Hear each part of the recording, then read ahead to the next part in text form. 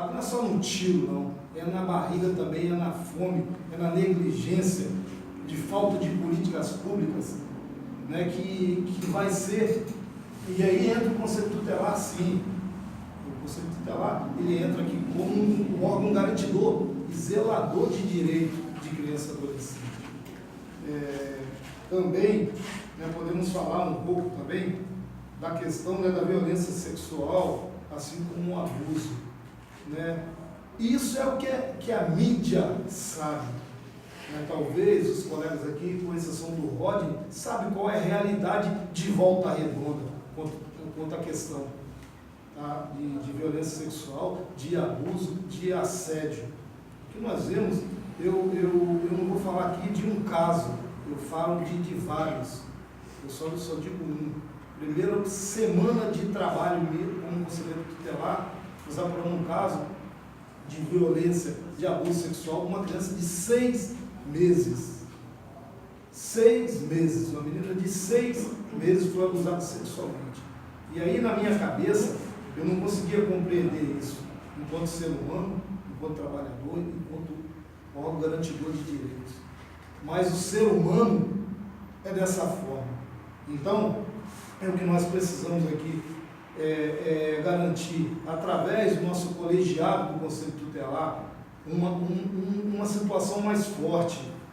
Eu vejo, nós estamos em campanha, e fico surpreso que às vezes né, o político, os legislativos, querendo se intrometer dentro da campanha do Conselho Tutelar, apoiando A, B ou C, mas isso aí é prejudicial. Eu já provei disso aí, do próprio veneno dentro do próprio Conselho Tutelar, porque nós vamos falar aqui em colegiado. O conselheiro sozinho não é nada.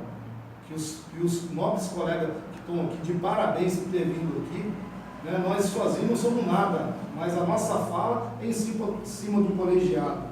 Sobre a questão do poder familiar, cada vez mais o Estado está assumindo essa responsabilidade, às vezes, de tirar direito de pai e mãe, pela questão que eu estou deixando bem claro aqui, sendo objetivo, questão de fome. Concluindo, 13 milhões de desempregados é proporcional à demanda do Conselho Tutelar. O Conselho Tutelar é um órgão que não vai ter como suprir tudo o que está acontecendo, mas o desafio é grande e nós estamos cada vez mais preparados para isso. Obrigado. Tá? Obrigado. Osmar. Quem fala aqui agora vai ser o Osmar. Vivemos uma regressão. Cara, você vê na história do Brasil, tantas pessoas morrendo, tantos exilados, para viver uma democracia. Isso está regredindo pelos nossos direitos. Voltar novamente o que era antes. Por que, cara, que não investem também na escola pública? Por que não existe na escola militar? Você vê agora no público aí, advogados, sem professores.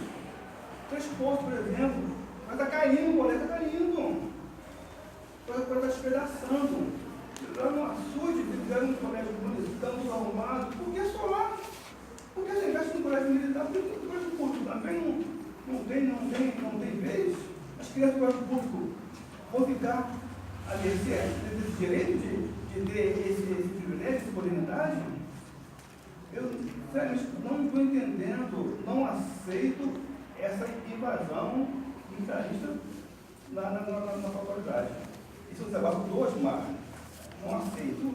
Eu acho o seguinte, que esse investimento que está sendo feito, tem que ser feito também em outro, por exemplo, na Água Limpa.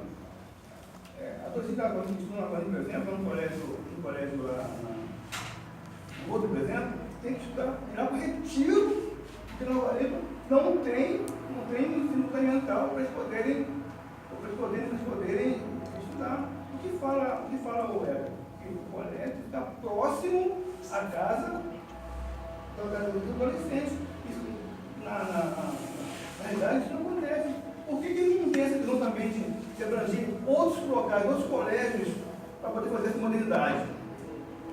Só lá. Ele decidiu que digitou o colégio, porque ia cair na cabeça uma sala de aula, teto. Aí investe no local somente Agora, essa invasão também do Estado de educação dos filhos também é algo também que tem que ser pensado e repensado. Porque é o seguinte, realmente hoje, como falou a própria vez, os pais do dia normalmente têm filhos que é só pela avó ou só pelo pai. Pai, muito difícil, ou pela mãe. E a mãe, por ter uns afazeres, casa fora, tem que gerenciar uma casa, com diálogo, luz, entendeu? Botar para dentro de casa, ela não consegue ter essa marcação da educação em um filho. Aí transfere para quem? Para o projeto social, que é a escolinha, esporte, trabalhinho, transfere para o professor no colégio, porque ela não tem condições físicas para poder fazer esse tipo de situação, esse tipo de ligação com seus filhos. E o Estado se apropria disso, às vezes, para poder questionar, poder comandar essa educação que seria dos pais. É logicamente para esse poder diminuir, tem que ter o quê? O Estado presente na vida desses pais, mas não necessariamente ausente, que coloca aí uma creche de 7 às 11, que a mãe chega em casa, vai do trabalho, aí tem que voltar correndo para casa. Seu tempo. Concluir. O meu cronometrista, ele não está me... Fale para mim. Agora, aqui também na Redonda, tem várias ágatas, todo dia sendo assassinadas. Todo dia. Principalmente, os falam que é da minha vida. Você vê as crianças sendo abusadas sexualmente. Muito bem, Ismael. Bom, por favor, Bruno, ligue aí a... Ixi, 3 minutos. Douglas, perdão. Quando se fala de escola militar, eu sou totalmente contra. Primeiro que essa escola militar que foi colocada dentro do bairro Açude, ela não foi discutida com a comunidade local. Nós não sabemos quem são aqueles estudantes, os 60 estudantes que estão ali. Esse é o ponto. Então, acho que a gente deve discutir. Eu sou um filho do CIEPS. Tem 30 anos de CIEPS, são quase 500 CIEPS no estado do Rio de Janeiro. Eu sempre digo para as pessoas que talvez se a gente tivesse mantido o projeto de Darcy Ribeiro / Brizola, a nossa sociedade hoje seria diferente. São 30 anos, quem está morrendo são jovens na faixa de 30 anos, 29, 30 anos. Então eu tenho certeza que se o projeto de Darcy Ribeiro e o projeto de Darcy de Brizola tivesse sido mantido, não tivesse sido uma política de governo, mas sim uma política de Estado, seria muito diferente. Nós não estaríamos discutindo a morte de pessoas, né? Quando a gente fala da Ágata, em 2017 eu fiz um levantamento dentro do nosso município para fazer o artigo de conclusão do meu curso. E o tema foi a cor e a idade da violência dentro do Volta Redonda. Passei 5 dias dentro da funerária buscando os dados e deu mais ou menos aí, mais ou menos não, pesquisa ela é concreta. Cerca de 70 pessoas, 70 jovens mortos dentro de Volta Redonda. Um número considerável. E quando você pega a cor, né, a etnia desses jovens, você vê que a maior parte são negros. E a sua grande maioria oriundos da periferia. Nesse levantamento eu consegui buscar somente um jovem que foi morto na região central da cidade. E esse jovem ele não morava na região central, foi uma briga de gangue. Que aí encontraram ele na vila e aí culminou na morte desse jovem. Ele morava no bairro Dom Bosco, ou seja, 100% dessas mortes são de jovens da periferia. Nós temos que fazer essa discussão. A proposta do meu projeto é justamente discutir com o poder público meios para que a gente pudesse mudar, ou pelo menos caminhar para diminuir essa intensidade de mortes em Volta Redonda. E quando a gente busca a nível nacional e a nível de estado, é algo absurdo. Então nós temos que começar a discutir isso de fato. Esse é um grande problema a ser discutido. A discussão de gênero. Quando foi discussão, ideologia de gênero, são coisas distintas, né? Dentro de Volta Redonda, ela foi colocada de uma forma muito grotesca. Eu vejo que a discussão, a discussão ideologia, né? Ela tem que ser discutida, mas tem que trazer ao conhecimento da sociedade. E, infelizmente, isso não acontece. Essa discussão, da mesma forma que nós estamos aqui debatendo e conversando, é necessário levar essa discussão. Para concluir, quando você fala da negligência, eu só esqueci o finalzinho da sua pergunta, mas eu vejo que nós temos que atuar de forma legalista. Se está na lei, nós temos que cumprir, buscar o cumprimento disso. Está lá no ECO, está na Constituição, tem que ser cumprido. Douglas, Zezinho. Vamos lá, Jé. Eu acredito numa educação, né, transformadora, pautada na liberdade e que transforma, né, as crianças em cidadãos críticos. Então, por isso, meu posicionamento é contra as escolas militarizadas, né, porque também, assim, tenho, né, um pensamento bem parecido com o do Douglas em relação a tudo, mas pautando um pouco, eu acredito que isso tira a liberdade das crianças, tira a liberdade dos adolescentes. Nós também não sabemos quem são esses que estão lá, a população não foi consultada por isso, então é uma coisa que eu sou contra. E também, assim, diante, né, desse retrocesso que nós temos, né, no nosso país, é uma coisa que nós temos que nos preocupar, porque todos os dias estamos perdendo direitos, né? Nós estamos assim retrocedendo grotescamente, parece que de vez.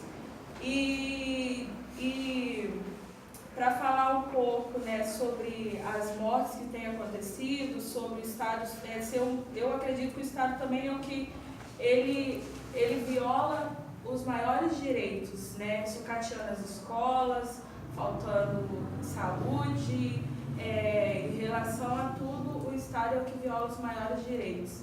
E a minha atuação, o que eu, assim, proponho é o diálogo, porque eu acredito que temos muitos movimentos sociais, nós temos muitas pessoas que estão, assim, trabalhando contra este retrocesso e que pode contribuir com o Conselho Tutelar também. Apesar de ser, né, um conselho colegiado, eu acho que deve dialogar com toda a sociedade para que não aconteça essas violações. E fortalecendo também, porque só o conselho, eu acredito que não consiga sozinho sem ter um fortalecimento dos outros órgãos. Muito obrigado. Bem, terminada essa fase, agora a professora Abigail vai fazer uma consideração sobre o que falaram e, na sequência, chegou o conselheiro, ele vai fazer uso da palavra depois. Professora Abigail, nós vamos seguir o roteiro. Faltou 30 segundos dela. Aqui meu... Não, sim, ele viu, tanto é que ele chamou a atenção dele. Breno, 30 segundos dela. é você que está responsável por isso. Depois nós vamos repor, tá bom? Por favor, Abigail. Bom, Por favor, vocês prestem atenção. 3 minutos para vocês. Eu quis pedir para ele que se estiver faltando 15 segundos, me avisa avisa. ajudá-los. Esse é o combinado. então vamos lá. As minhas considerações foram levantadas a partir do ponto de que o Conselho Tutelar ele tem a responsabilidade de observar e de cuidar da violação de direitos vindo tanto da família quanto do Estado. Então, as considerações que eu fiz antes da minha pergunta, se vocês forem observar, elas partem dessas duas direções. São violações feitas da família, por parte da família e por parte do Estado. E muitas vezes violações que se interligam, como por exemplo a questão sexual, que nem todos mencionaram, que muitas vezes, quando a escola não tem a liberdade, né, muitas vezes até por excesso de vigilância, tanto do Estado quanto da família, não tem a possibilidade de uma discussão aberta, franca, lúcida e até científica para falar a respeito da questão da sexualidade, muitas vezes a violência sexual não é descoberta. É através da atuação da escola que muitas vezes a violência sexual é descoberta. Então, quando eu levantei esses aspectos, é porque eu queria entender de que maneira nós, da escola, vamos poder contar com o apoio do Conselho Tutelar. E, na verdade, embora por diferentes aspectos, o que eu consegui perceber foi que, em primeiro lugar, vocês estarão de olho na atuação do Estado. E isso que para mim é muito importante, porque, infelizmente, hoje, talvez o Estado esteja violando mais direitos das crianças e dos adolescentes do que a própria família. E, em segundo lugar, eu ouvi algumas questões do tipo de diálogo com a sociedade. Nós aqui somos um movimento social e eu acho que isso é fundamental para que políticas públicas possam ser desenvolvidas em favor da criança e do adolescente. Como membro da escola, da educação, isso é fundamental para todos nós. E é isso que eu gostaria de observar e eu agradeço a vocês.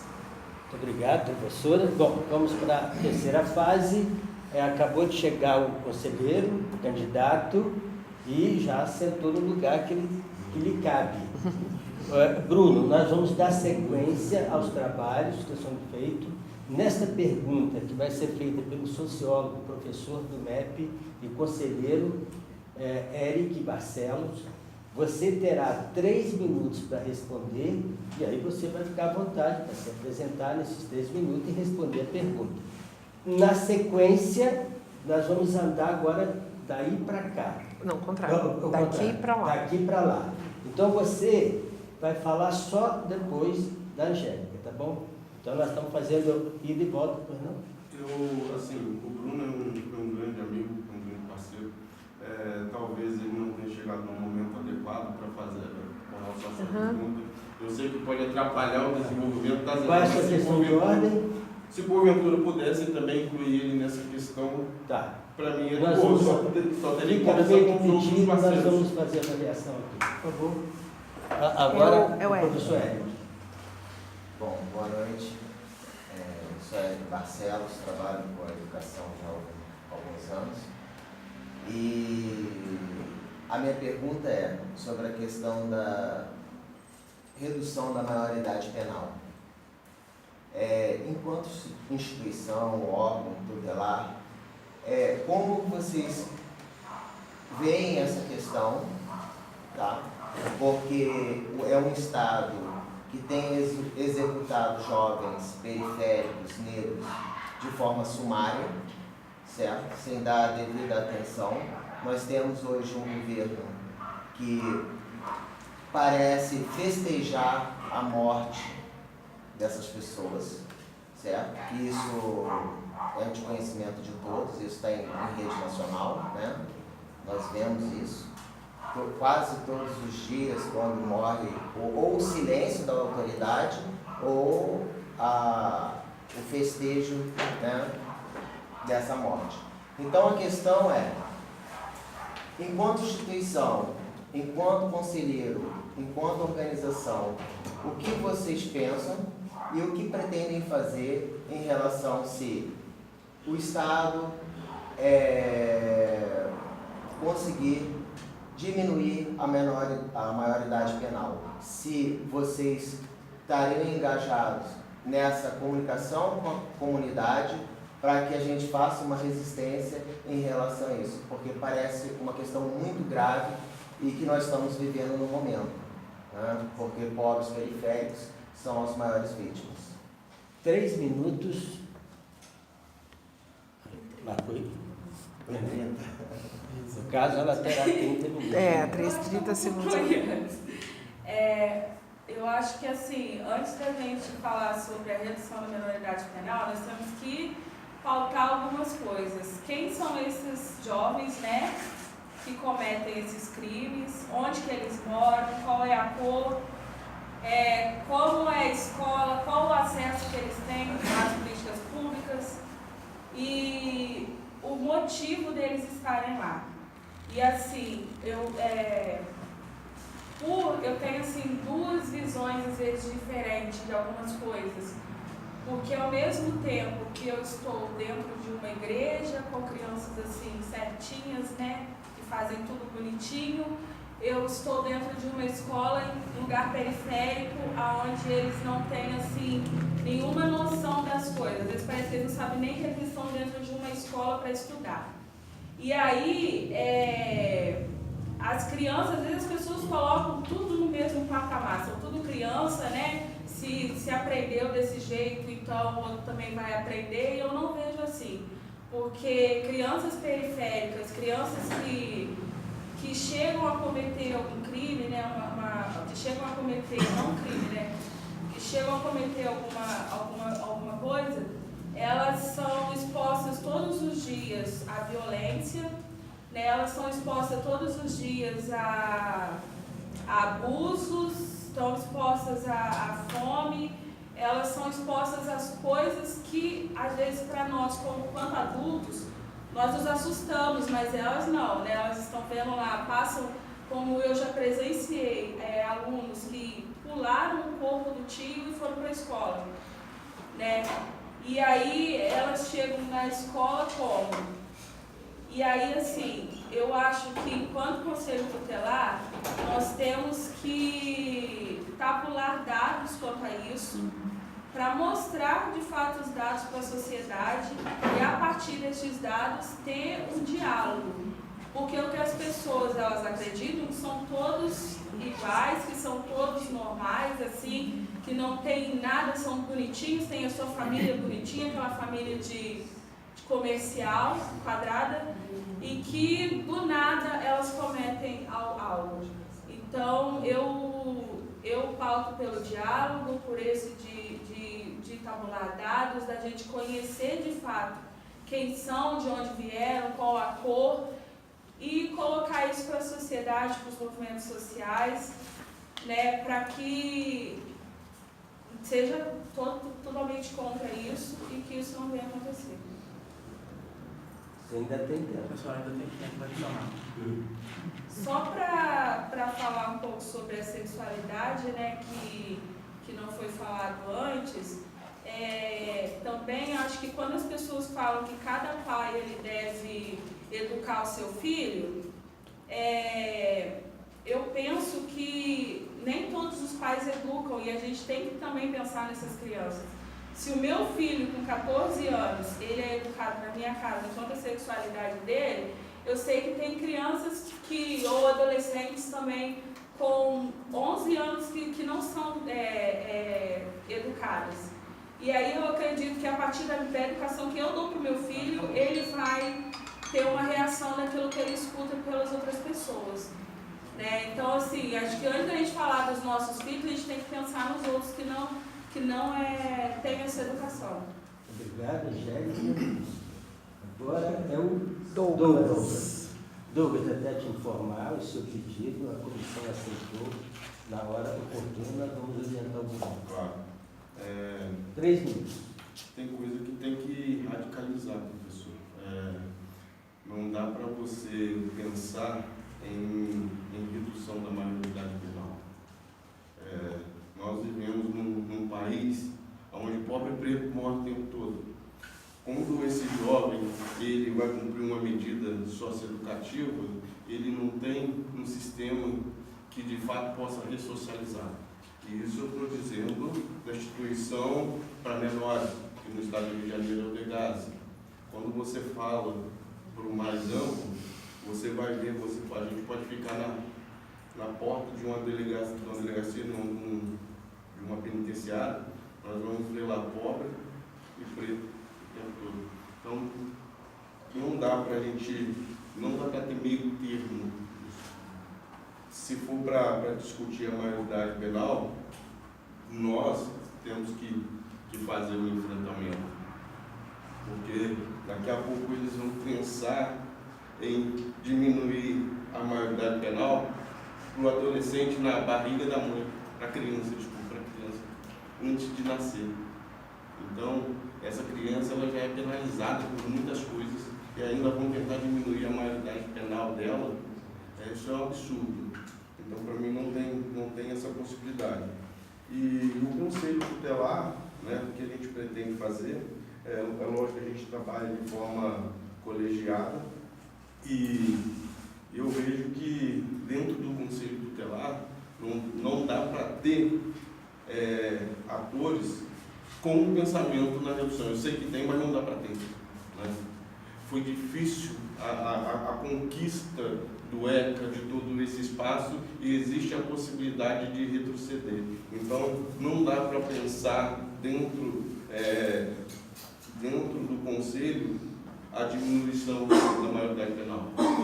A minha fala é que não dá para discutir a maioridade penal. E essa seria... Muito obrigado, Osmar.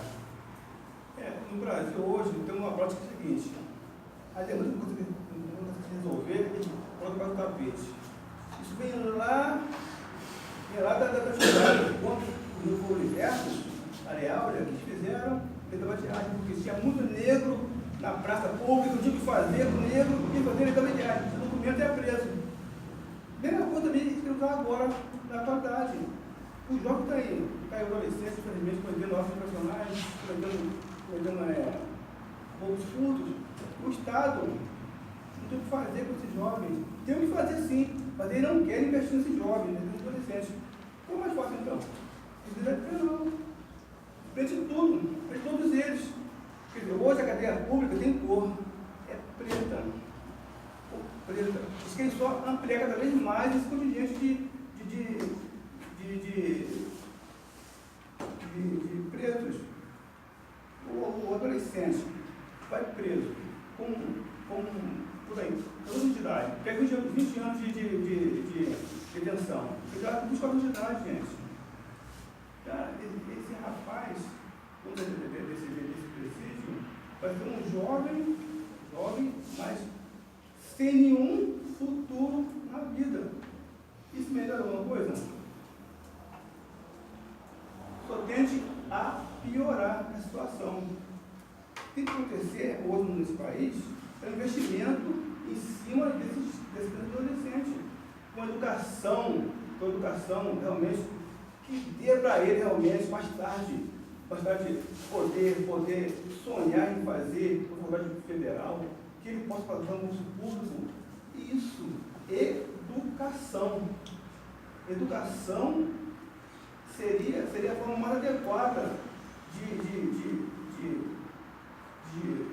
adequar o jovem à realidade hoje. Agora, prender o jovem cada dia mais novo não é solução, gente. É tirar direito da criança e do adolescente. Então, eu sou totalmente contra a redução da maioridade penal. Eu acho que é regredir, é voltar ao passado. Quando nós também as crianças lá também os de negros correndo na praça pública, o que fizeram também, reduziu a penal. Foi aquele monte de criança presa. Limpou a praça pública. Eles querem usar o passado como futuro. Vou ter a mesma coisa agora. Vão limpar todo mundo. Limpar tudo, preso todo mundo. Aí assim, já acaba o problema de jovem saquear, jovem roubar celular. Então, esse que é o quê? Que eles querem no governo. Muito obrigado. O seu tempo. Agora, Cristo. Professor Eric, é um tema muito presente, tá, nos dias de hoje. E sobre a questão da maioridade penal, não cabe ao Conselho Tutelar, enquanto órgão, enquanto colegiado, ser a favor. Eu fui diretor executivo da Associação dos Conselheiros do Estado do Rio de Janeiro. E aí, nós rodamos o Rio de Janeiro inteiro nas capacitações. É uma outra situação que o conselheiro tem que fazer. O conselheiro tutelar que não se capacita, ele não consegue solução para as demandas dele. Mas voltando na questão da maioridade penal, eu já tive a oportunidade e conheço todo o sistema infanto-juvenil, aqui do Rio de Janeiro. A maioria eu já fui. Né? Então, vou ser redundante, preto e pobre é o que mais tem. Eu digo que é mais de 95%. É uma tremenda covardia que o Estado vem fazendo. Só que, até lá, né, eu estou vendo o doutor Rafael, eu estou lembrando também, foi esse ano que a Defensoria Pública Estadual entrou com uma ação no Estado do Rio por superlotação dentro do DEGASE e conseguiu tirar assim, os adolescentes que a infração fosse menor, menos potencial. E aí sim, tem que entrar toda a sociedade, inclusive, né, não está aqui o nosso amigo presidente do Conselho Municipal de Criança e Adolescente, que também é um jovem, né, para que o Conselho Tutelar cobra melhores políticas públicas, para, na verdade, dar oportunidade para essas adolescentes dentro do nosso município. Então, hoje, eu falar e acreditar que a maioridade penal vai resolver o problema de violência no Brasil é uma tremenda covardia e falácia. Isso não existe, não é dessa forma. Um país que é o terceiro país no mundo, população carcerária, é uma covardia querer colocar criança dentro de instituição, dizendo que vai se ressocializar. Infanto, criança, adolescente, dentro dessas instituições, já tem até facção definida. Aonde que o Estado vai chegar? Ou seja, está se fazendo ali, já está começando lá atrás para fazer um doutorado no crime, porque o seu direito de criança e adolescente não é respeitado também dentro dessas instituições. Sou totalmente contra. Muito obrigado. Ficou dentro do seu tempo. Por favor, Rodinei. Professor o 7º Congresso Nacional dos Conselheiros Tutelares, que aconteceu em Brasília em 2018, foi deliberada uma moção de repúdio de 1.000 conselheiros contra a redução da maioridade penal. Nós, enquanto operadores do sistema de garantia dos direitos humanos de crianças e adolescentes, não podemos nem pensar em se discutir essa possibilidade. Nós temos que discutir o quê? Qual o perfil desse adolescente que está lá, além de ser pobre e preto? São famílias desestruturadas. Geralmente, a maior parte, são comandadas apenas pela mãe, que tem que ir para trabalhar para sustentar com o pai ausente. E 90% deles estão na evasão escolar. O que o Estado tem feito de prático para combater a evasão escolar? Nós estamos em Volta Redonda, o Richard participou com a gente, né, que existe a ficha de comunicação de aluno frequente no município de Volta Redonda, que não funciona.